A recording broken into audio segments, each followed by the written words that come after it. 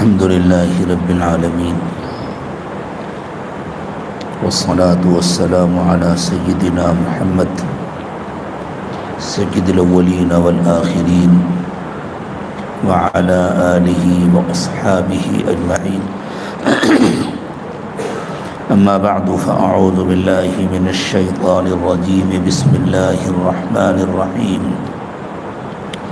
والتين والزيتون وطور سينين وهذا البلد الأمين لقد خلقنا الإنسان في أحسن تقويم ثم رددناه أسفل سافلين إلا الذين آمنوا وعملوا الصالحات فلهم أجر غير ممنون فما يكذبك بعد بالدين أليس الله بأحكم الحاكمين سبحان ربك رب العزة عما يصفون وسلام على المرسلين والحمد لله رب العالمين اللهم صل على سيدنا محمد وعلى آل سيدنا محمد وبارك وسلم اللهم صل على سيدنا محمد وعلى آل سيدنا محمد وبارك وسلم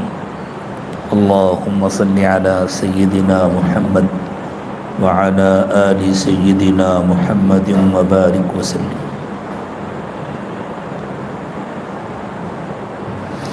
یہ مکہ مکرمہ میں نازل ہونے والی ایک چھوٹی سورت ہے جس میں چھوٹی چھوٹی صرف 8 آیات ہیں.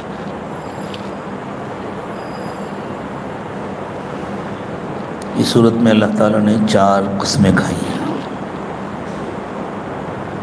2 پھلوں کی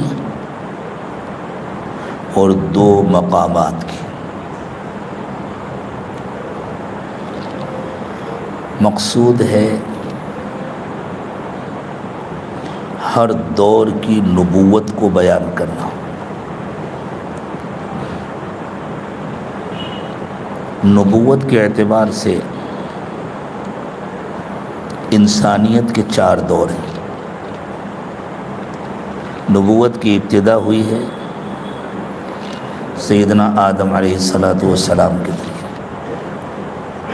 حضرت آدم علیہ السلام پہلے انسان ہیں اور پہلے پیغمبر بھی ہیں.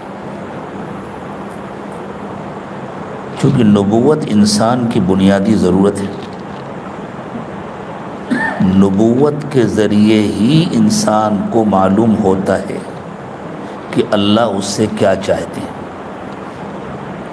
جب اللہ تعالیٰ نے ہر انسان کو اپنی بندگی کے لیے پیدا کیا ہے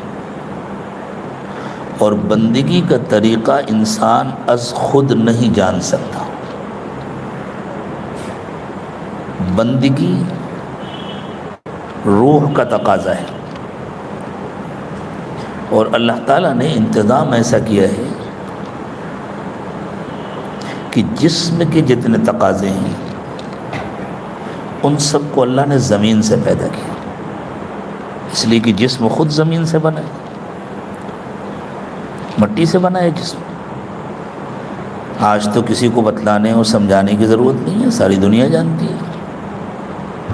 جن غذاؤں کو، جن دواؤں کو ہم استعمال کرتے ہیں وہ سب مٹی سے، انہی سے ہمارا جسم بنتا ہے، انہی سے ہمارا جسم پلتا ہے، جسم کی ساری ضرورتیں انہی کے ذریعے پوری ہوتی ہیں. روح چونکہ اس مٹی کی بنی ہوئی مخلوق نہیں ہے، روح دوسرے عالم کی مخلوق ہے. زمین سے لے کر کے آسمانوں تک، عرش تک ایک عالم ہے جس کو عالم خلق کہتے ہیں، اور عرش سے اوپر کا ایک دوسرا عالم ہے جس کو عالم امر کہتے ہیں. روح عالم امر کی مخلوق ہے. تو پھر یقینی بات ہے، دیکھیں جیسے جو کمپنی کوئی گاڑی بناتی ہے وہی کمپنی اس کے اسپیئر پارٹس بھی بناتی ہے. جس کمپنی کی کوئی مشین آپ نے لگائی ہے، اگر کچھ ٹوٹ پھوٹ ہو تو آپ اس کے پارٹس، اس کی ضروریات اسی کمپنی سے حاصل کریں گے. دوسرے کے لگا دیں گے تو ایسی ہو جائے گا جیسے آپ کار میں اسکوٹر کا کوئی پرزہ فٹ کر دیں یا اسکوٹر میں کار کا فٹ کر دیں. آپ کے اسکوٹر کا کوئی پہیہ خراب ہو جائے تو آپ کہیں میری جو 4 پہیے کی گاڑی ہے اس کا ایک پہیہ رکھا ہوا ہے زائد ہے، چلو اسی کو لگا دیتے ہیں، تو کام بننے کے بجائے اور بگڑ جائے گا. روح چونکہ عالم امر کی مخلوق ہے، اس لیے کہ روح، اس لیے اللہ تعالیٰ نے روح کی ساری ضرورتیں بھی وہیں سے بھیجی، ہدایت کا انتظام بھی وہیں سے ہے، اس کی ضرورت کا علم بھی وہیں سے آیا ہے. جانوروں کو ان کی ضرورت کا سارا علم اللہ کی طرف سے ان کی فطرت میں محفوظ کر دیا گیا. علم کی ضرورت تو ہر مخلوق کو ہے. پانی کو بھی علم چاہیے. پانی کو یہ کیسے پتہ چلتا ہے کہ مجھے بہنا ہے؟ کوئی رکاوٹ آئے تو راستہ بدل رہا ہے، یہ تو اس کا علم ہے نا. یہ علم اللہ نے اس کو دیا ہوا ہے. پودوں کو، پھلوں کو، پھولوں کو، درختوں کی پتیوں کو اللہ نے علم دیا ہوا ہے. پتیوں کا حسن و جمال دیکھیں، ان کا سائز، ان کا کٹاؤ. جو پتی چھوٹی ہوتی ہے کتنا بھی آپ پانی ڈالیں وہ اتنی بڑی رہے گی، اس سے بڑی نہیں ہوتی. جو بڑی ہوتی ہے وہ اپنے سائز پر جا کر رکتی ہے. یہ علم کس نے دیا ہے؟ کب تک بڑھتے رہنا ہے، کب رک جانا ہے. ایک پھل ہے، آم کا پھل ہے، الگ الگ آموں کے الگ الگ سائز ہوتے ہیں. کسی کا سائز چھوٹا ہوتا ہے، کسی کا سائز بڑا ہوتا ہے. سیزن شروع ہوتا ہے، سب کے پھل چھوٹے چھوٹے ہوتے ہیں، بڑھنا شروع ہوتے ہیں. ایک خاص حد پر جا کر ان کی بڑھوتری رک جاتی ہے. نہ پانی بند ہوا، نہ ہوا بند ہوئی، نہ ان کی غذا بند ہوئی. ان درختوں کو ان کی جڑوں کے ذریعے زمین سے مستقل غذا مل رہی ہے، لیکن بس ایک خاص حد پر جا کر کے ان کی بڑھوتری رک جاتی ہے، اس سے زیادہ وہ نہیں بڑھتی. اس سب کے لیے علم چاہیے. وہ علم اللہ تعالیٰ نے فطری طور پر ان کو دیا ہوا.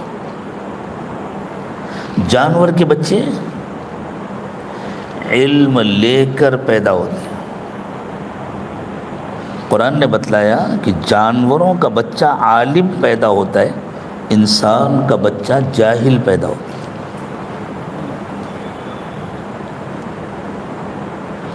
مرغی کا انڈا اور بطخ کا انڈا دونوں کو ایک ساتھ رکھ دیجیے، ایک ساتھ دونوں کو حرارت ملے، گرمی ملے، دونوں میں بچے تیار ہو گئے. مرغی کے بچے کو نکلتے ہی پانی میں ڈالیے ڈوب جائے گا، بطخ کے بچے کو پانی میں ڈالیے تیرنا شروع کر دے گا. کس نے سکھایا اس کو تیرنا؟ کوئی کہے اس کی ماں نے سکھایا، اس نے تو اپنی ماں کو دیکھا بھی نہیں. آپ کسی ڈبے میں رکھ دیجئے اس کا انڈا، بلب لگا کر کے اس کو گرمی پہنچائیے، کسی بطخ کے نیچے نہ رکھیے.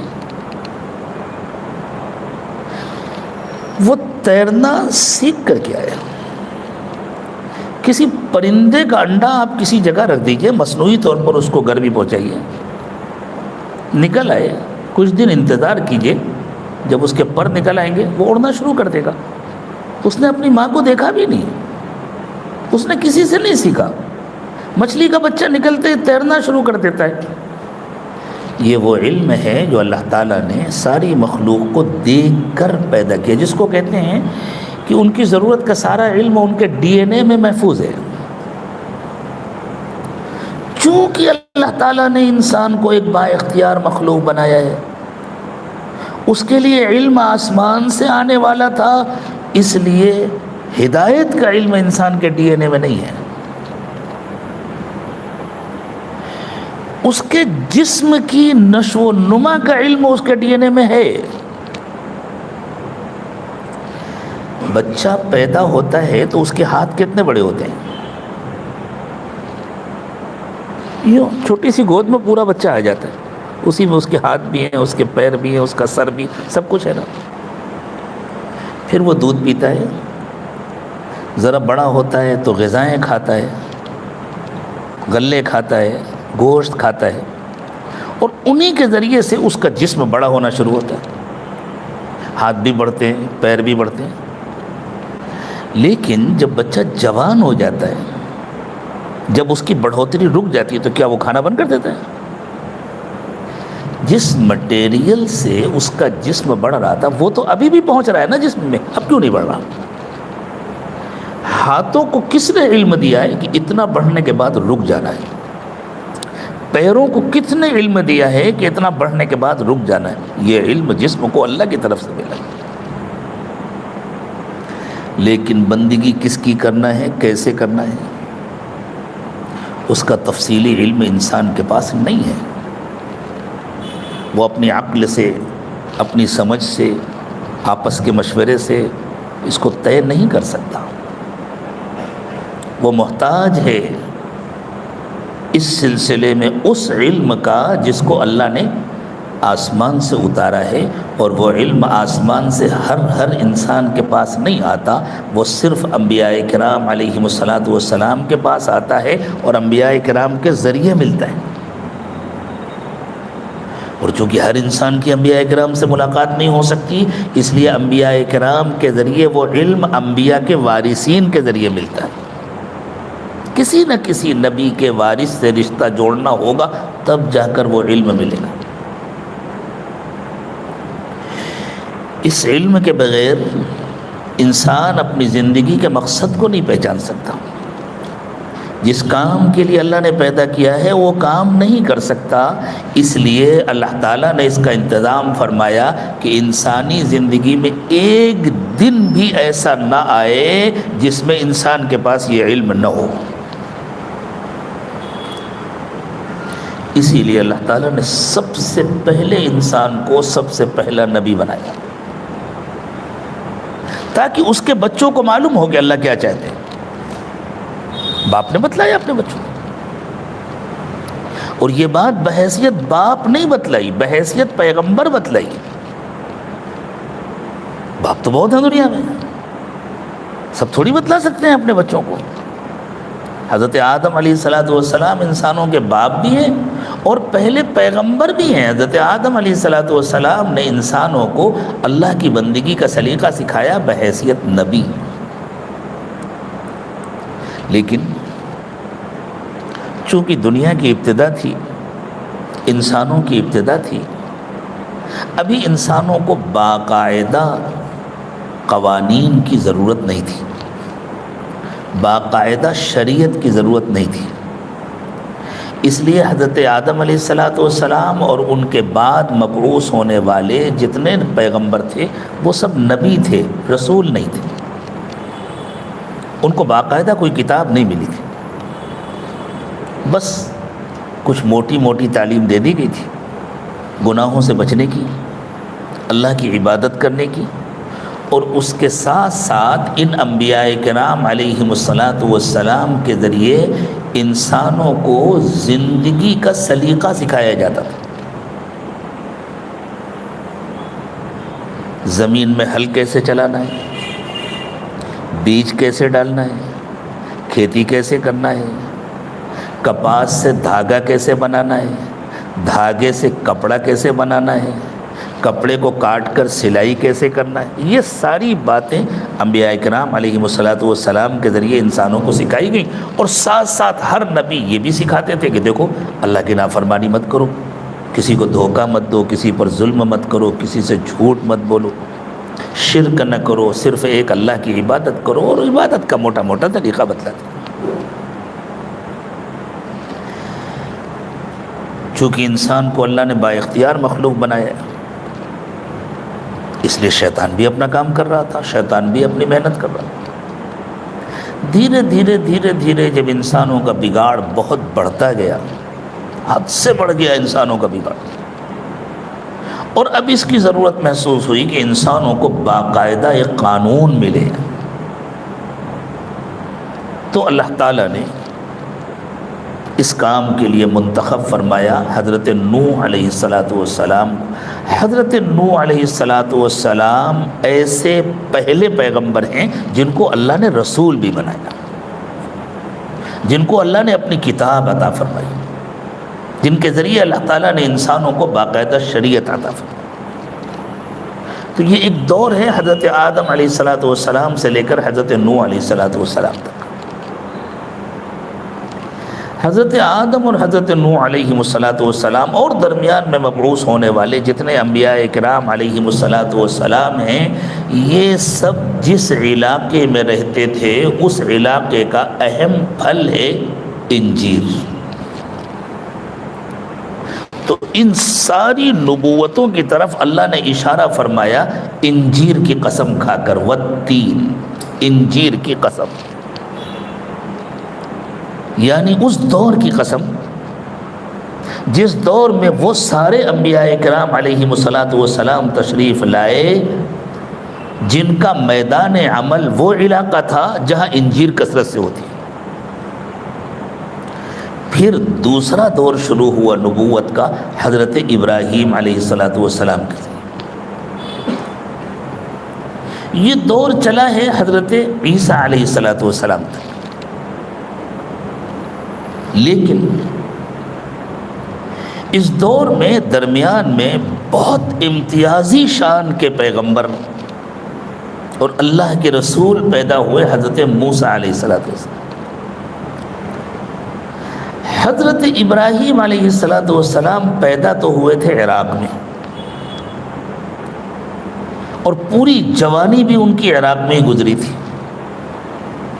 لیکن پھر وہ اللہ کی منشا کے مطابق اللہ کے حکم پر اپنی بیوی حضرت سارہ اور اپنے بھتیجے حضرت لوط علیہ السلام کو لے کر ہجرت کر کے فلسطین کے علاقے میں آ گئے تھے۔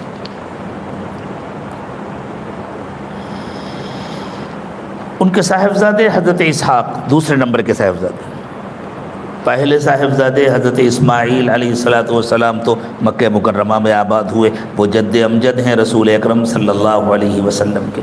دوسرے صاحبزادے حضرت اسحاق علیہ السلام بھی فلسطین میں رہے، پھر ان کے صاحبزادے حضرت یعقوب علیہ السلام بھی فلسطین میں رہے، لیکن ان کے صاحبزادے حضرت یوسف علیہ السلام اللہ تعالیٰ کے ایک تکوینی نظام کے مطابق مصر پہنچ گئے۔ اللہ نے ایسا انتظام کیا تھا، پھر وہ مصر کے حاکم بن گئے اور یہ پورا خاندان مصر منتقل ہو گیا۔ اس خاندان کے مصر سے دوبارہ نکل کر فلسطین آنے میں سب سے اہم کردار ہے حضرت موسیٰ علیہ السلام کا۔ اور حضرت موسیٰ علیہ السلام نے جو کچھ کیا وہ بحیثیت نبی کیا، بحیثیت رسول کیا، اور ان کو نبوت ملی کوہ طور پر۔ تو اس خاندان کی ابتدا بھی فلسطین سے ہے، انتہا بھی فلسطین سے، درمیان میں کوہ طور کا بہت اہم کردار ہے، اور فلسطین میں زیتون کا پھل کثرت سے پیدا ہوتا ہے۔ اس لیے جو نبوت کا دوسرا دور ہے جو حضرت ابراہیم علیہ السلام سے شروع ہوتا ہے اور حضرت عیسیٰ علیہ السلام پر مکمل ہوتا ہے، اس دور کی طرف اشارہ کیا اللہ نے زیتون کی قسم کھا کر، اور درمیان کا ایک نہایت اہم اور ممتاز کردار ہے حضرت موسیٰ علیہ السلام کا، ان کی جانب اشارہ کیا، کوہ طور کی طرف اشارہ کیا۔ تو فرمایا والزیتون، اور زیتون کی قسم، وطور سینین، اور طور سینا کی قسم، جس کو ہم اپنی زبان میں کوہ طور کہتے ہیں، اسی کو طور سینین کہا گیا بڑا۔ اور پھر نبوت کا آخری دور رسول اکرم صلی اللہ علیہ وسلم کا دور ہے جو قیامت تک کے لیے، یہ زمانہ جس میں ہم اور آپ پیدا ہوئے یہ بھی اسی دور کا ایک حصہ ہے۔ حضور کی تشریف آوری کے بعد سے اب تک جتنا زمانہ گزرا وہ اسی دور کا حصہ ہے، اور جب تک دنیا باقی رہے گی، جب تک قیامت نہیں آئے گی، اسی دور کا حصہ رہے گا۔ تو حضور اکرم صلی اللہ علیہ وسلم کی پیدائش اور آپ کی بعثت ہوئی مکہ مکرمہ میں، تو اللہ تعالیٰ نے مکہ مکرمہ کو البلد الامین کہا، امانت دار شہر، وہ شہر جس نے گویا تمام نبوتوں کو اور نبوتوں کے تمام انوارات کو اپنے اندر سمیٹا ہوا. حضور اکرم صلی اللہ علیہ وسلم کی نبوت میں ساری نبوتوں کے انوار جمع ہیں. اس لیے مکہ مکرمہ کو البلد الامین کا. تو نبوت کے ہر دور کی جانب اشارہ کر کے اللہ نے ایک نہایت اہم بات انسانوں کو بتلائی. وہ بات یہ بتلائی کہ دیکھو انسان کے اندر بڑی صلاحیت ہے، بہت اچھی صلاحیت ہے. اس کو یوں سمجھیں جیسے ایک گاڑی ہے، گاڑی بہت اچھی ہے لیکن اس کو چلانے کے لیے ڈرائیور بھی تو اچھا ہونا چاہیے نا. اگر ڈرائیور اچھا نہیں ہے تو کہاں پہنچے گی؟ منزل پر تو پہنچے گی لیکن وہ منزل کیا ہوگی؟ درمیان کی ساری منزلیں چھوڑ کر کے سیدھے قبرستان پہنچے گی. اگر ڈرائیور اچھا نہیں ہے، ڈرائیور باکمال نہیں ہے، ماہر نہیں ہے، اسے پتہ نہیں ہے کہاں کلچ دبانا ہے، کہاں بریک دبانا ہے. ہمارے ایک دوست تھے، ہیں ابھی، اللہ تعالیٰ ان کی حفاظت فرمائے. تو ایک مرتبہ ان کے شہر میں جانا ہوا تو ذرا کچھ ٹوٹ پھوٹ ہوئی تھی. میں نے پوچھا خیریت تو ہے؟ کہنے لگے حضرت میں نے گاڑی لی تھی، ایک دن ڈرائیور سے کہا کہ ذرا مجھے بھی سکھاؤ، میں بھی تو سیکھوں. کہ میں بیٹھ گیا چلانے کے لیے، اس نے بتلانا شروع کیا. ڈرائیونگ اسکول نہیں گئے تھے. میں کہا پھر کیا ہوا؟ کہا وہ سامنے دیوار تھی، ڈرائیور نے مجھ سے کہا بریک دبائیے. میں نے پوری طاقت سے بریک دبا دی لیکن غلطی سے پیر بریک پر نہیں ایکسیلیٹر پر تھا. آگے بتلانے کی ضرورت نہیں پھر کیا ہوا. تو گاڑی گیریج میں گئی، وہ خود اسپتال گئے. یہ اللہ کا فضل ہے کہ دونوں بچ گئے. تو بھائی صرف گاڑی کا اچھا ہونا کافی ہے، ڈرائیور کا بھی تو اچھا ہونا کافی ہے. گاڑی معمولی ہو، ڈرائیور اچھا ہو تو انشاءاللہ منزل مل جائے گی. گاڑی بہت اچھی ہو، ڈرائیور کو نہ آتا ہو تو آخری منزل ملے گی. یہ جو ہماری زندگی ہے نا، یہ جو ہماری صلاحیتیں ہیں، یہ جو اللہ تعالیٰ نے ہم کو عقل دی ہے، یہ جو اللہ نے سوچنے سمجھنے کی صلاحیت دی ہے، یہ کوئی گاڑی ہے اور نفس اس کا ڈرائیور ہے. اگر نفس اچھا ہوتا ہے تو ساری صلاحیتوں کا اچھا استعمال ہوتا ہے، اور اگر نفس برا ہوتا ہے، نفس بگڑا ہوتا ہے، نفس کا تزکیہ نہیں ہوتا،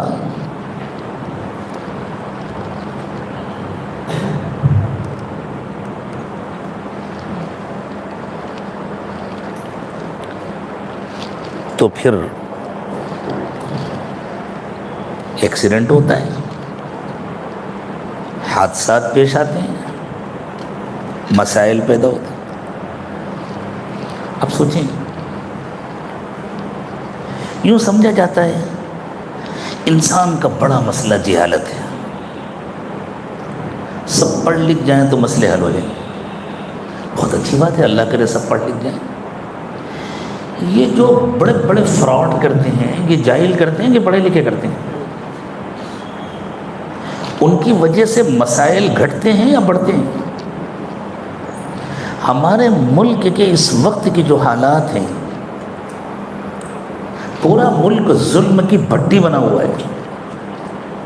اس کی پلاننگ کرنے والے جاہل لوگ ہیں، انگوٹھا لگانے والے لوگ ہیں، یا نہایت اعلیٰ تعلیم یافتہ لوگ ہیں. تو علم کا کتنا غلط استعمال ہوا ہے. کہتے ہیں انسان کا مسئلہ غربت ہے، دولت آ جائے تو مسئلہ حل ہو جائے گا. اللہ کرے سب کی غربت ختم ہو جائے، اللہ سب کو بابرکت وسعت کی روزی عطا فرمائے. لیکن اگر صرف دولت کے آ جانے سے مسئلہ حل ہو جاتا تو دنیا میں جو بڑے بڑے دھوکے بازی کے کام کرتے ہیں وہ بیچارے غریب لوگ کرتے ہیں، دولت مند لوگ کرتے ہیں. ان کے پاس اتنی دولت ہوتی ہے کہ اپنے ملک کے بینکوں میں ان کے لیے رکھنا مشکل ہوتا ہے تو دوسرے ملکوں کے بینک تلاش کرتے ہیں۔ تو دولت کم ہو یا زیادہ، جیسے میں نے شروع میں کہا تھا نا، ابھی تھوڑی دیر پہلے کہا تھا، گاڑی معمولی ہو، ڈرائیور اچھا ہو تو انشاءاللہ منزل تک پہنچ جائے گی، لیکن گاڑی بہت اچھی ہو، ڈرائیور اچھا نہ ہو تو انشاءاللہ آخری ہی منزل پر پہنچے گی، درمیان کی ساری منزلوں کو چھوڑ دے۔ بالکل اسی طرح علم بھی انسان کی ضرورت ہے، دولت بھی انسان کی ضرورت ہے، حکومت بھی انسان کی ضرورت ہے، لیکن خود انسان کا اچھا انسان بننا سب سے بڑی ضرورت ہے۔ یہی ہے نفس کا تزکیہ۔ نفس کا بگاڑ یہ ہے کہ انسان برا انسان بن جائے، وہ جھوٹا ہو، وہ دھوکے باز ہو، وہ ظالم ہو۔ اور انسان برا انسان تبھی بنتا ہے جب اس کو آخرت کا یقین نہیں ہوتا۔ جس کے دل میں آخرت کا ڈر ہوتا ہے، جس کے دل میں حساب کا ڈر ہوتا ہے، وہ تو کبھی سوچ نہیں سکتا کہ کسی کا حق دبا لے، کسی کو دھوکہ دے۔ اسے تو ڈر لگتا ہے، جیسے سانپ اور بچھو سے ڈر لگتا ہے، ایسی دوسروں کے حقوق سے ڈر لگتا ہے۔ وہ تو ڈھونڈ ڈھونڈ کر ایک ایک کا حق پہنچاتا ہے، ادا کرتا ہے۔ اور آخرت کا ڈر کس کے ذریعے ملتا ہے؟ انبیاء کرام علیہ السلام کے ذریعے۔ آخرت میں اللہ کے پاس جا کر حساب دینا یہ کون بتلائے گا؟ یہ نبی بتلائیں گے۔ انسان کی اپنے عقل سے یہ بات سمجھ میں نہیں آتی۔ زیادہ سے زیادہ اگر اتنا سمجھ میں آ جائے کہ بھئی حساب ہونا چاہیے، تب بھی اس کی تفصیل نہیں معلوم ہوگی نا۔ یہ کس نے بتلایا کہ موت کے وقت جب فرشتے آتے ہیں جان نکالنے کے لیے، اول تو انسان کو یہی نہیں معلوم کہ ہماری جان کیسے نکلتی ہے۔ نبی نے بتلایا نا کہ جب فرشتے آتے ہیں جان نکالنے کے لیے، اور حضور اکرم صلی اللہ علیہ وسلم نے یہ بتلایا ہے کہ جو اچھا انسان ہوتا ہے، جو نیک انسان ہوتا ہے، جس نے اپنی آخرت کی تیاری کی ہوتی ہے، جب اس کی موت کا وقت آتا ہے اور سامنے سے اللہ تعالیٰ پردے ہٹا دیتے ہیں، دور تک اس کو نظر آتا ہے، اور جہاں تک نظر جاتی ہے وہاں تک اس کے استقبال کے لیے فرشتے کھڑے ہوتے ہیں، نہایت خوبصورت لباس میں، نہایت خوبصورت اور حسین و جمیل، اتنی اچھی شکلیں کہ بس اس کا دیکھتے رہنے کا دل چاہتا ہے۔ اچھی خوشبو ہوتی ہے اور سب کے چہروں پر مسکراہٹ ہوتی ہے، اور پھر ملک الموت تشریف لاتے ہیں، وہ خاص فرشتہ جس کو اللہ تعالیٰ نے جان نکالنے کے لیے منتخب کیا۔ وہ قریب آ کر کے وہ کہتے ہیں کہ اے خوش نصیب روح، چلو اللہ کی رحمت تمہارا انتظار کر رہی، اللہ کی نعمتیں تمہارا انتظار کر رہی۔ خوش ہو کر روح نکلتی ہے، اور پھر وہ فرشتے اس کو لے کر کے جاتے ہیں، اللہ کے پاس پیش کرتے ہیں۔ پھر اللہ کے حکم سے وہ روح تدفین کے بعد اس کے جسم میں واپس ڈالی جاتی ہے، اور پھر فرشتے آتے ہیں، اس کو بیٹھاتے ہیں اور اس سے سوالات کرتے ہیں، تمہارا رب کون ہے، تمہارا دین کیا ہے۔ حضور اکرم صلی اللہ علیہ وسلم کی شکل دکھا کر پوچھتے ہیں کہ ان کے بارے میں تمہارا کیا خیال ہے؟ وہ کہتا ہے میرے رب اللہ ہے، میرا دین اسلام ہے، یہ میرے آقا ہیں، یہ میرے رہبر ہیں حضرت محمد صلی اللہ علیہ وسلم۔ تو پوچھتے ہیں یہ باتیں تمہیں کیسے معلوم ہوئی؟ وہ کہتا ہے مجھے دین کے ذریعے معلوم ہوئی، مجھے یہ باتیں اللہ کی کتاب کے ذریعے معلوم ہوئی، میرے آقا حضرت محمد صلی اللہ علیہ وسلم کے ارشادات کے ذریعے معلوم ہوئی۔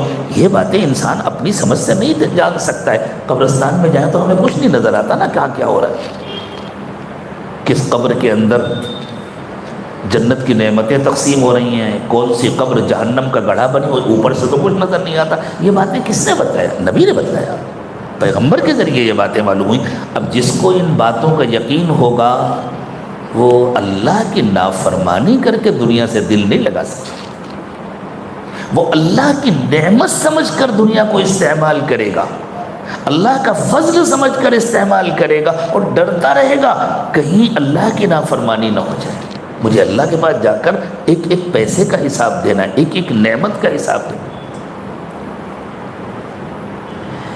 جیسی ہی وہ سوالات کا جواب دے لیتا ہے تو آسمان سے اعلان ہوتا ہے میرے بندے نے سچ کہا، اس کے لیے جنت کا بچھونا بچھا دو، اس کی قبر تا حد نظر کشادہ کر دی جاتی، اس کے پاس ایک نہایت حسین اور جمیل خوبصورت انسان آتا ہے اور کہتا ہے گھبرانا نہیں، میں تمہارے ساتھ رہوں گا، میں تمہاری دلجوئی کے لیے ہوں، میں تمہارا دوست ہوں۔ تو یہ پوچھتا ہے تم کون ہو؟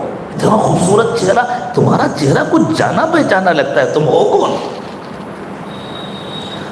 تو وہ کہے گا میں تمہاری نیکیاں ہوں، میں وہ اعمال ہوں جو تم نے دنیا میں کیے تھے۔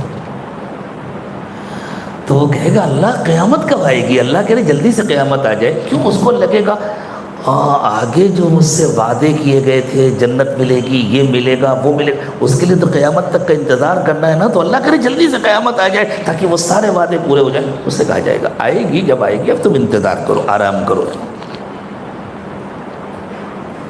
دوسری بات بتائی اللہ کے نبی صلی اللہ علیہ وسلم نے کہ جب کسی گنہگار کی موت کا وقت آتا ہے، نافرمان، کافر، مشرک، من مانی زندگی گزارنے والا، تو اس کے سامنے سے بھی پردے ہٹ جاتے ہیں اور جہاں تک اس کی نظر جاتی ہے وہاں تک نہایت بدصورت، نہایت خوفناک شکل کے فرشتے بیٹھے ہوتے ہیں، کھڑے ہوتے ہیں، کر گھبراتا ہے۔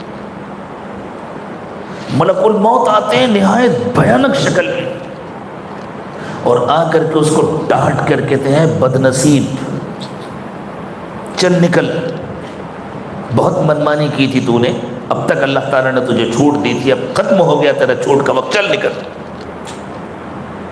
تو وہ اندر چھپنے کی کوشش کرتا ہے، ہاتھ ڈال کر ایسا کھینچتے اس کو، جس کو قرآن نے کہا وَالنَّازِعَاتِ غَرْقًا، اندر گھس کر ڈوب کر کھینچتے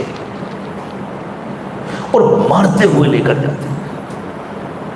اپنی مرضی کی زندگی گزارتا تھا، اللہ کے ساتھ سامنے پیش کرتے ہیں، پھر وہاں سے واپسی ہوتی ہے۔ اب جب سوال کرنے والے فرشتے آتے ہیں اور پوچھتے ہیں تمہارا رب کون ہے؟ وہ کہتا ہے مجھے پتا نہیں، مجھے کچھ نہیں معلوم۔ تمہارا دین کیا؟ مجھے کچھ پتا نہیں۔ یہ کون ہے؟ حضور کو نہیں، میں نہیں جانتا کون۔ اوپر سے آواز آتی جھوٹا ہے،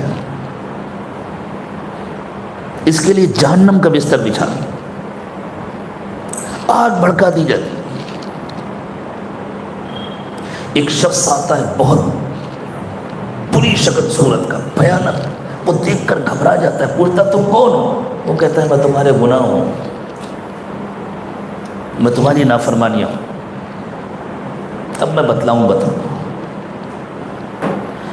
تو وہ کہتا ہے اللہ کرے قیامت کبھی نہ آئے۔ کیوں؟ اسے معلوم ہوتا ہے یہ تو تھوڑا سا ہے جو ابھی ہو رہا ہے، اصل تو جہنم ہے، قیامت آئے گی تو وہاں جانا پڑے گا۔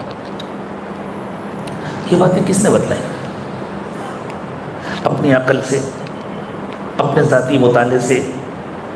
اگر نبوی علم نہ ہو، اگر ہدایت کا علم نہ ہو تو انسان کس چیز کا مطالعہ کرے گا؟ انسانوں کی باتوں کا مطالعہ کرے گا، انسانوں کے تجربات کا مطالعہ کرے گا۔ تو انسانوں کے اپنے تجربات سے، ان کے ذاتی مطالعے سے، ان کی اپنی عقل سے آخرت کی یہ باتیں تو نہیں سمجھ میں آ سکتی، اور جب تک آخرت کی یہ باتیں نہ سمجھ میں آئیں اس وقت تک انسان کی زندگی اچھی زندگی نہیں بن سکتی۔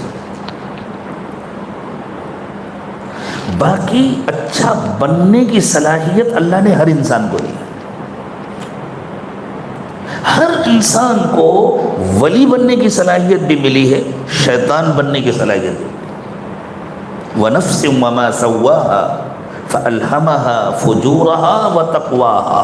اللہ تعالیٰ نے ہر نفس کو ایسا بنایا ہے، اس کی تخلیق ایسی ہے، اس کا سیٹ اپ ایسا ہے کہ وہ چاہے تو اللہ کا ولی بن جائے، نہایت متقی بن جائے، اور وہ چاہے تو شیطان بن جائے، نہایت فاسق و فاجر بن جائے۔ جو فاسق و فاجر بنتا ہے وہ خود برباد ہوتا ہے، دوسروں کو برباد کرتا ہے۔ جو نیک اور متقی بنتا ہے وہ خود اچھی زندگی گزارتا ہے، اس کے ذریعے دوسروں کی اچھی زندگی گزرتی ہے، وہ دوسروں کے حقوق ادا کرتا ہے، وہ کسی محلے میں رہتا ہے تو اچھا پڑوسی ہوتا ہے، وہ اپنے بچوں کے لیے اچھا باپ ہوتا ہے، وہ اپنی بیوی کے لیے اچھا شوہر ہوتا ہے، وہ اپنے ماں باپ کے لیے اچھا بیٹا ہوتا ہے، وہ اپنے گاہکوں کے لیے اچھا دکاندار ہوتا ہے، وہ جہاں رہتا ہے اچھا ہوتا ہے، خود اس کی زندگی اچھی ہوتی ہے، اس کے ذریعے دوسروں کو آرام ملتا ہے۔ اور جو بگڑتا ہے وہ جس محلے میں رہتا ہے محلے والوں کے لیے مصیبت ہوتا ہے، وہ جن کا بیٹا ہے اپنے ماں باپ کے لیے مصیبت ہوتا ہے، اپنی بیوی کے لیے مصیبت بنتا ہے، اپنے بچوں کے لیے مصیبت بنتا ہے، جن سے کاروبار کرتا ہے ان کو دھوکہ دیتا ہے، جھوٹ بولتا ہے، حق دباتا ہے، خود مصیبت میں رہتا ہے، دوسروں کے لیے مصیبت بنتا ہے۔ اللہ کہتے ہیں پوری انسانی تاریخ پر نظر ڈال کر دیکھ لو، ہم نے انسانوں کو بہترین صلاحیتیں دے کر پیدا کیا ہے، لیکن یہ دیکھو بہترین انسان کون بنے، چاہے حضرت آدم کا زمانہ ہو، چاہے حضرت نوح کا، چاہے حضرت ابراہیم کا زمانہ ہو، یا حضرت موسیٰ کا اور حضرت عیسیٰ کا، یا حضرت محمد صلی اللہ علیہ وسلم کا زمانہ ہو، ہر زمانے میں بہترین انسان وہ بنے ہیں جنہوں نے انبیاء کرام کی بات مانی ہے، اور جنہوں نے انبیاء کرام کی بات نہیں مانی وہ چاہے جتنے دولت مند ہو جائیں، چاہے جتنے بڑے بڑے عہدوں اور منصب تک پہنچ جائیں، چاہے جتنے بڑے فاتح ہو جائیں، حکمراں ہو جائیں، چاہے جتنا پڑھ لکھ لیں، چاہے جتنے بڑے سائنسداں ہو جائیں، وہ سب کچھ بنے، اچھے انسان نہیں بن سکے۔ یہ ایسی بات ہے جس سے دنیا کا کوئی انسان اختلاف نہیں کر سکتا۔ اور انبیاء کرام علیہ السلام نے ان کو اچھا انسان کس نسخے کے ذریعے بنایا؟ ان کو اچھا انسان اس نسخے کے ذریعے بنایا کہ ان کو یہ سمجھایا کہ تم دنیا میں بیکار نہیں پیدا ہوئے، تمہاری پوری زندگی ریکارڈ ہو رہی ہے، تمہیں اپنے اللہ کے پاس جا کر اپنی زندگی کا حساب دینا ہے، اور پھر اگر اچھی زندگی گزاری تو انعام پانا ہے، بری زندگی گزاری تو سزا پانا ہے۔ اس حقیقت کے سمجھنے کے بعد کسی کی ہمت ہے کہ وہ آخرت کا انکار کرے؟ بس یہ ہے اس صورت کا مطلب۔ اب میں ایک ایک جملے کا ترجمہ کروں گا، انشاءاللہ بات خود بخود سمجھ میں آتی جائے گی۔ والتین، انجیر کی قسم، کہاں سے کہاں تک؟ حضرت آدم سے حضرت نوح تک کا پورا زمانہ۔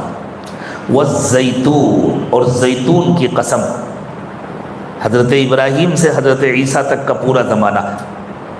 لیکن درمیان میں یہ قوم مصر چلی گئی تھی، اور پھر مصر سے نکل کر کے آئے تھے حضرت موسیٰ کے ذریعے، تو حضرت موسیٰ کے دور کا الگ سے تذکرہ۔ وطور سینین، اور طور سینا کی قسم، جہاں حضرت موسیٰ علیہ السلام کو نبوت ملی تھی، اور اخیر میں وَهَذَا الْبَلَدِ الْأَمِينَ، اس شہر کی قسم جس نے ساری نبوتوں کو اپنے دامن میں سمیٹا ہوا ہے۔ یہ معنی ہے البلد الامین۔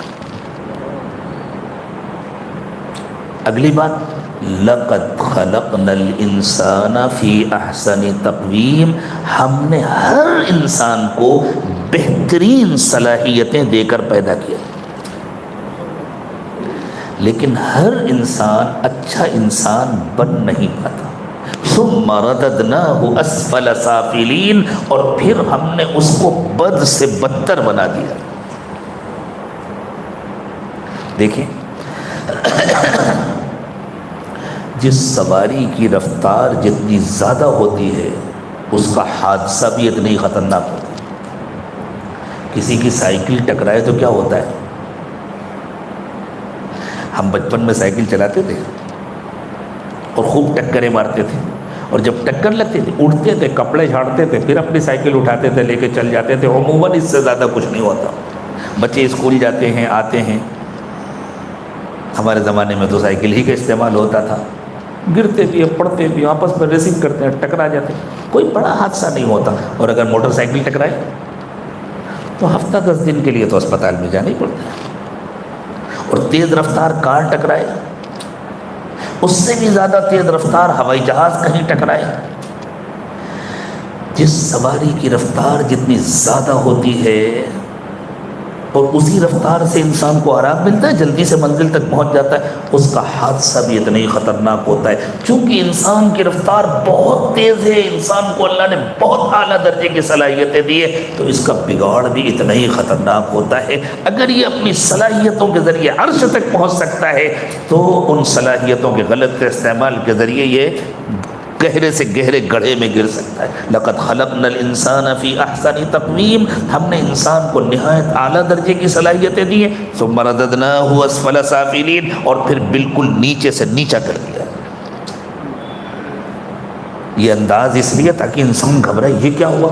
ہاں، الا الذین آمنوا وعملوا الصالحات، سوائے ان لوگوں کے، اس گڑھے میں گرنے سے صرف وہی لوگ بچ پاتے ہیں، اس بگاڑ سے صرف وہی لوگ بچ پاتے ہیں جو ایمان والے ہیں، نیک عمل کرنے والے ہیں۔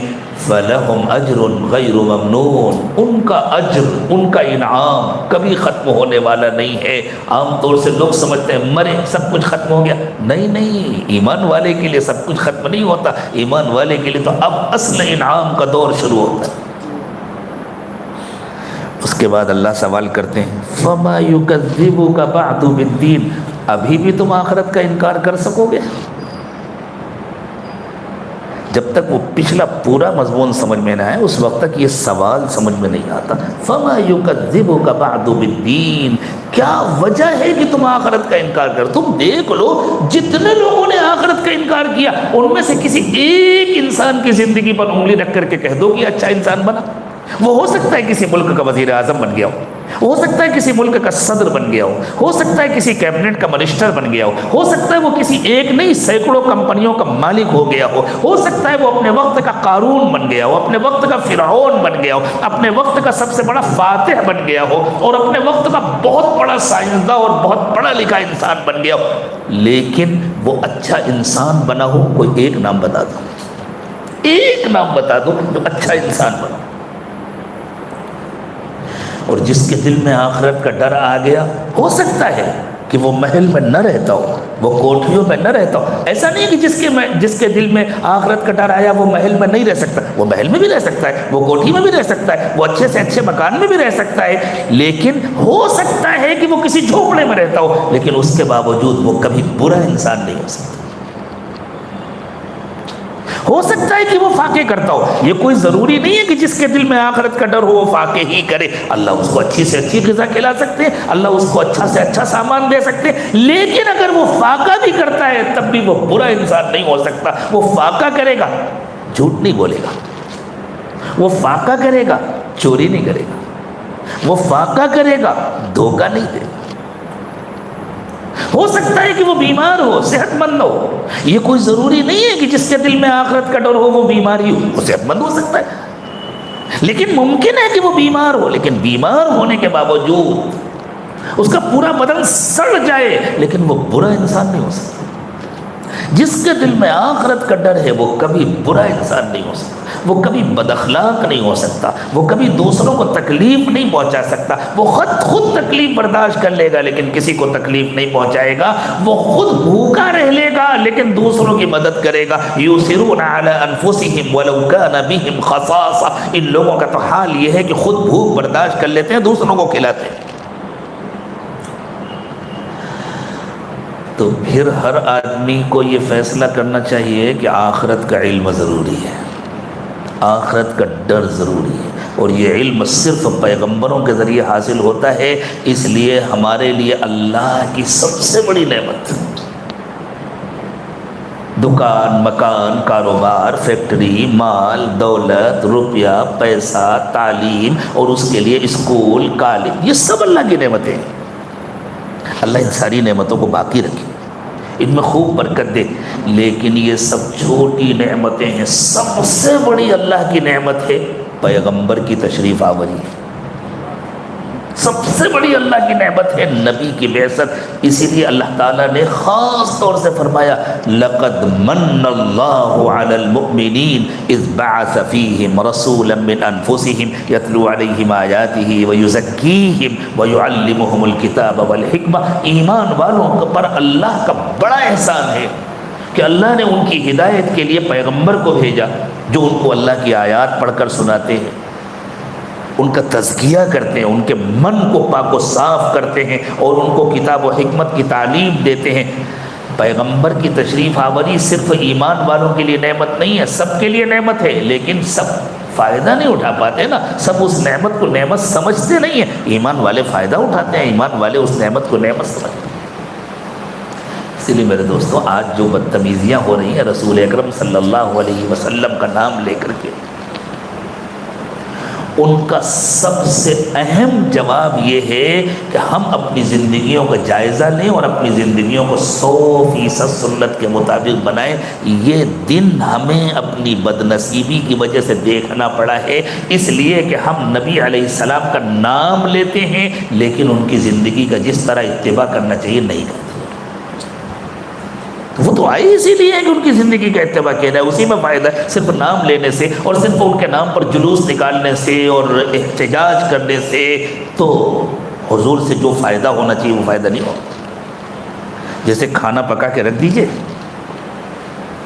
اور اس کے بعد کھانے پر ایک اچھا سا کنونشن کیجئے، 10-20 پڑھے لکھے دانشوروں کو بلائیے اور سب کھانے پر تقریر کریں، بہت اچھے مقالے پیش کیے جائیں، بہت اچھی تحریریں سنائی جائیں، بہت اچھی نظمیں پڑھی جائیں اور بہت اچھی تقریریں ہوں، اور اس کے بعد ایک بہت عمدہ قسم کا شکرانہ ادا کیا جائے، سب کو رخصت کر دیا جائے، تو کتنے لوگوں کا پیٹ بھرے گا؟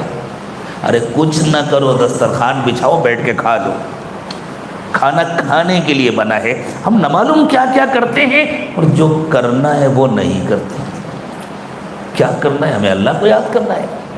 ہم دنیا میں آئے اللہ کو یاد کرنے کے لیے اور نبی علیہ الصلوۃ والسلام کی تعلیمات پر عمل کرنے کے لیے، تاکہ اللہ کی یاد ہمارے دلوں میں اتنی بیٹھ جائے کہ ایسا لگے کہ گویا ہم اپنی آنکھوں سے اللہ کو دیکھ رہے، اور آخرت کا یقین ایسا بیٹھ جائے کہ ایسا لگے جیسے ہم اللہ کے سامنے کھڑے اور اپنی زندگی کا حساب دے رہے ہیں۔ تب جا کر زندگی اچھی بنے گی، تب جا کر انسان اچھا انسان بنے۔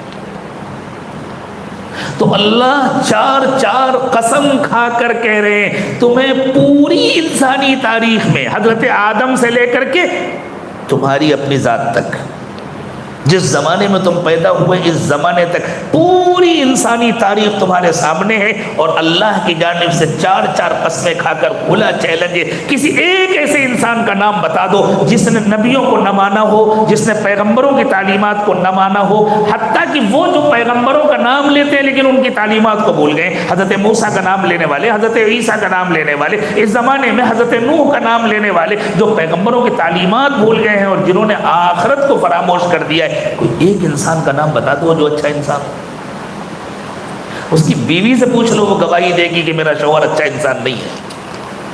اس کے بچوں سے پوچھ لو، وہ گواہی دیں گے ہمارا باپ اچھا انسان نہیں ہے۔ اس کے ماں باپ سے پوچھ لو، وہ گواہی دیں گے ہمارا بچہ اچھا انسان نہیں ہے۔ اس کے پڑوسیوں سے پوچھو، وہ گواہی دیں گے کہ ہمارا پڑوسی اچھا انسان نہیں ہے۔ اور جس نے واقعی انبیاء کرام کی بات مانی ہو اور جس کے دل میں آخرت کا ڈر ہو، اس کے دشمنوں سے پوچھو، وہ گواہی دیں گے کہ جھگڑا تو ہے ہمارا لیکن انسان بہت اچھا۔ ہم اسے پسند تو نہیں کرتے لیکن بھائی دل کی بات، سچی بات یہ ہے کہ وہ انسان بہت اچھا، آدمی بہت اچھے، ان سے آج تک کسی کو تکلیف نہیں پہنچی۔ تو پھر قیامت کا یقین دل میں بیٹھانا کتنا ضروری ہے۔ اور یہ جو ہم سے گناہ ہوتے ہیں نا بار بار، یہ قیامت کے یقین کی کمی کی وجہ سے ہوتے ہیں۔ یقین نہ ہونے کو تکذیب کہتے ہیں، انکار یہی ہے نا کہ یقین نہیں ہے۔ زبان سے ہم قیامت کہتے ہیں اور دل میں یقین نہیں ہے، تو کتنا نقصان ہو رہا ہے قیامت کے یقین کی کمی کی وجہ سے۔ اور قیامت کا یقین کب آئے گا؟ جب اللہ کا یقین آئے گا، جب اللہ کے رسول کا یقین آئے گا۔ اسی لیے تو مراقبے کرائے جاتے ہیں، اسی لیے تو ذکر کرایا جاتا ہے، اسی لیے تو گناہ نہ کرنے کا عہد لیا جاتا ہے، اسی لیے تو توبہ کرائی جاتی ہے، تاکہ ہماری زندگی بدلے، ہمارے دل میں اللہ کا یقین آئے، اللہ کے رسول کا یقین آئے، آخرت کا یقین آئے، تو پھر ہماری زندگی خود بخود بن جائے گی، پھول سے زیادہ خوبصورت ہو جائے گی، اور آپ کے آج کل کے سیزن کے مطابق آم سے زیادہ میٹھی ہو جائے گی زندگی، اور پھول سے زیادہ خوبصورت ہو جائے گی انشاءاللہ۔ فَمَا يُكَذِّبُكَ بَعْدُ بِالدِّينِ، پھر کیا وجہ ہے؟ انسان سے کہا جا رہا ہے پھر کیا وجہ ہے کہ تم آخرت کا انکار کرتے ہو؟ أَلَيْسَ اللَّهُ بِأَحْكَمِ الْحَاكِمِينَ، کیا اللہ سب سے بڑے حاکم نہیں ہے؟ کیا سارے اختیارات اللہ کے پاس نہیں ہیں؟ تمہیں یہ تو سمجھ میں آتا ہے کہ ہاں اللہ نے مجھے پیدا کر دیا، ایک چھوٹے سے قطرے سے اتنا بڑا جیتا جاگتا انسان بن گیا، کس نے بنایا؟ جس اللہ نے بنایا وہ اللہ کہتا ہے میں تمہارا پیر اٹھاؤں گا، حساب لوں گا، تو آدمی کو شبہ ہوتا ہے۔ اگر شبہ ہوتا ہے تو اپنے وجود میں شبہ کرے، اپنے آپ کا انکار کرے کہ ایک قطرہ ایک مکمل انسان کیسے بن سکتا، لیکن بنایا نا اللہ نے۔ جس اللہ نے بنایا وہ احکم الحاکمین ہے، زمین میں بھی اسی کی حکومت ہے، آسمان میں بھی اسی کی حکومت ہے، اس زندگی میں بھی اسی کی حکومت ہے، اس زندگی میں بھی اسی کی حکومت ہوگی، دنیا میں بھی اسی کی حکومت ہے، آخرت میں بھی اسی کی حکومت ہے۔ یہ پیغام ہے مکہ مکرمہ میں نازل ہونے والی چھوٹی چھوٹی سی 8 آیات پر مشتمل اس مختصر سی سورت کا، جس کو ہم نے اور آپ نے امام صاحب سے پہلی رکعت میں سنا تھا۔ اس سورت کا تقاضا یہ ہے کہ ہم دوبارہ اللہ سے اپنے رشتے کو مضبوط کریں، اپنے عہد کو تازہ کریں۔ ہم نے کلمہ پڑھ کر جو عہد کیا ہے اس عہد کو تازہ کریں اور اقرار کریں کہ اللہ ہم کمزور ہیں، ہم سے بہت گناہ ہوئے، ہم سے بہت غلطیاں ہوئیں، اللہ ہم عہد کرتے ہیں آپ سے اب دوبارہ کبھی جان بوجھ کر آپ کی نافرمانی نہیں کریں گے۔ اسی کو توبہ کہتے ہیں۔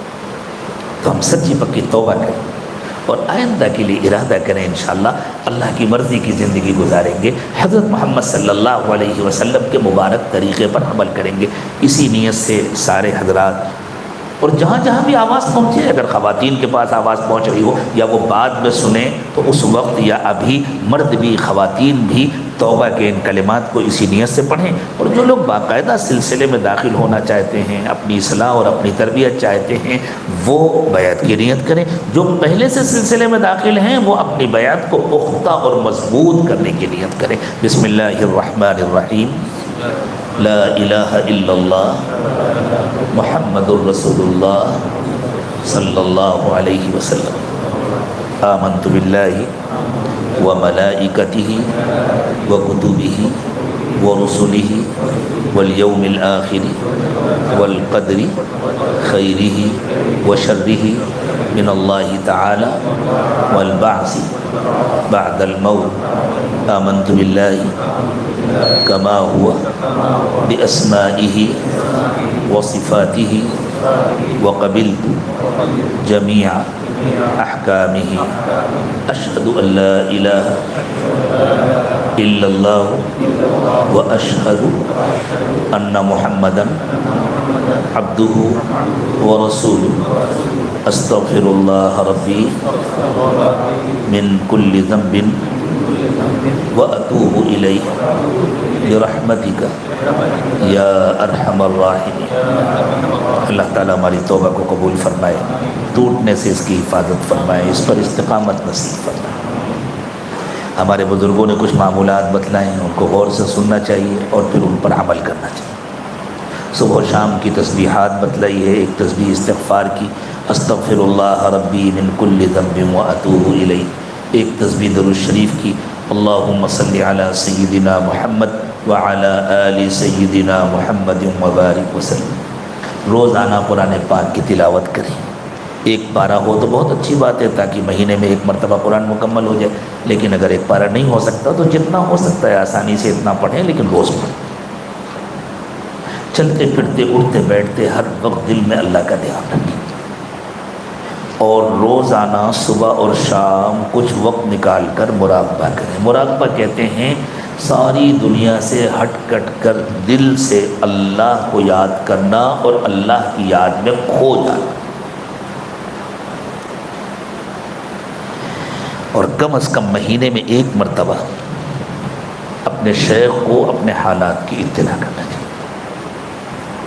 جن لوگوں کی ملاقاتیں بہت دنوں تک نہیں ہو پاتی ہیں وہ مہینے میں ایک مرتبہ واٹس ایپ کے ذریعے اطلاع کریں، اور جب بھی واٹس ایپ پر اپنے حالات لکھیں تو اپنا نام اور اپنا مقام ضرور لکھیں۔ جواب ملنا ضروری نہیں ہے، بعض باتیں ایسی ہوتی ہیں کہ جن کی صرف اطلاع کافی ہوتی ہے، اس کے بعد دعا اور توجہ کی ضرورت ہوتی ہے، وہ کی جاتی ہے۔ اگر کوئی ایسی بات ہے جس میں جواب دینا ضروری ہے تو جواب دے دیا جاتا ہے۔ بس اوقات بہت چھوٹا سا جواب دے دیا جاتا ہے، اللہ فضل فرمائے، دعا کر رہا ہوں، یہ صرف اس لیے کہ لکھنے والے کو تسلی ہو جائے۔ اور بعض وقت آپ صرف وہ بلو نشان دیکھ لیں گے تو آپ کو معلوم ہو جائے گا۔ اگر دعا کی درخواست ہے کہ پڑھ لیا گیا، جب پڑھ لیا گیا تو انشاءاللہ دعا کی جائے۔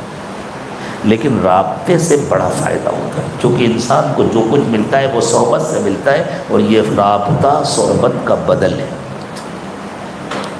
اب دعا سے پہلے تھوڑی دیر مراقبہ کر لیں، آنکھیں بند کر لیں، سر کو جھکا لیں۔ اذان کتنے بجے ہے جی؟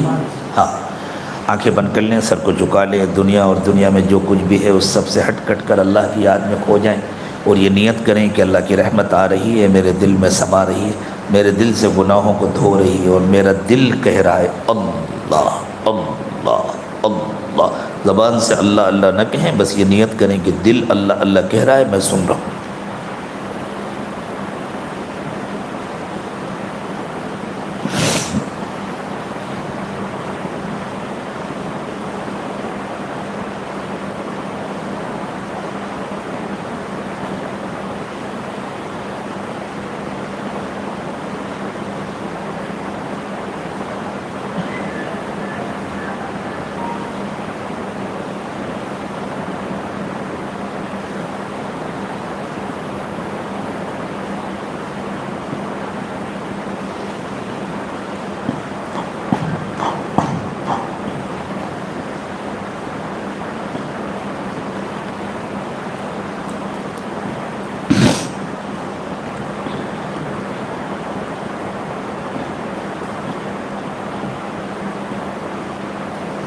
لا الہ الا اللہ محمد رسول اللہ۔ دعا فرمانے سبحان ربی العلی العلی الوہاب، اللہم صلی علی سیدنا محمد وعلى آل سيدنا محمد وبارك وسلم۔ ربنا ظلمنا أنفسنا وإن لم تغفر لنا وترحمنا لنكونن من الخاسرين۔ اللهم آت نفوسنا تقواها وزكها أنت خير من زكاها أنت وليها ومولاها۔ پروردگار عالم، ہم آپ کے عاجز و کمزور بندے ہیں، ہمارے حال پر رحم فرمائیے اللہ، ہمارے گناہوں کو معاف فرما دیجیے، خطاؤں سے درگزر فرمائیے، عیوب کی پردہ پوشی فرمائیے، نگاہوں کو پاک فرمائیے، دلوں کو صاف فرمائیے، سینوں کو اپنی محبت سے لبریز فرما دیجیے اللہ، ہماری ہڈی ہڈی بوٹی بوٹی میں اپنی محبت پیدا فرمائیے اللہ، دلوں کی غفلت دور کر دیجیے اللہ، ہمارے انگ انگ سے رومے رومے سے اپنا ذکر جاری فرمائیے پیارے اللہ، بری زندگی بری موت برے انجام سے حفاظت فرمائیے، اچھی زندگی اچھی موت اچھا انجام نصیب فرمائیے اے اللہ، ہر قسم کی آزمائشوں سے حفاظت فرمائیے، ظالموں کے ظلم سے حفاظت فرمائیے اللہ، ظالموں کے ظلم سے حفاظت فرمائیے، روزی کی تنگی سے حفاظت فرمائیے، بیماریوں اور پریشانیوں سے حفاظت فرمائیے، دین دنیا کی بھلائیوں سے مالا مال فرمائیے، لیکن اللہ ہدایت سے تقوی سے کبھی محروم نہ فرمائیے اللہ، قیامت تک ہماری نسلوں میں